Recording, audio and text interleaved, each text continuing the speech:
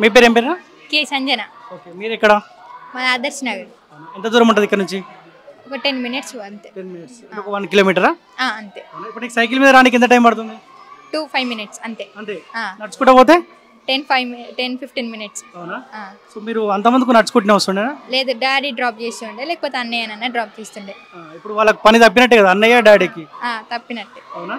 ఏమంటుండు అన్నయ్య, ఏమంటుండు డాడీ ఏమంటుండు? డాడీ అయితే హ్యాపీగా ఫీల్ అయ్యిండు. ఫస్ట్ బండి సంజయ్ గారు సైకిల్ ఇస్తా అంటే హ్యాపీగా ఫీల్ అయ్యిండు. నేను కూడా చాలా హ్యాపీగా ఫీల్ అయినా.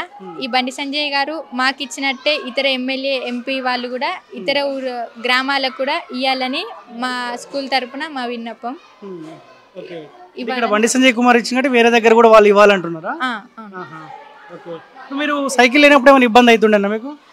రోజు ప్రేయర్కి లేట్ రావడం, డాడీకి లేట్ అవ్వడం వల్ల నాకు కూడా లేట్ అవ్వడం, బైక్ మీద రావడం, అట్లా లేట్ అవ్వడం జరిగింది. కానీ ఇప్పుడు డాడీ వర్క్ డాడీది, నా వర్క్ నాది ఉండడం వల్ల ఫాస్ట్గా స్కూల్కి రీచ్ అవుతున్నా, ప్రేయర్కి కూడా అటెండ్ అవుతున్నా. ఇప్పుడు ఏమంటలేదు సార్ వాళ్ళు? ఏమనట్లేదు? ఏమనట్లేదు. అంతమందికి ఇప్పుడు లేట్ వస్తే సార్ వాళ్ళు తిడుతుండేనా? అంటే పనిష్మెంట్ ఇస్తారు కదా ఏదన్నా ఒకటి?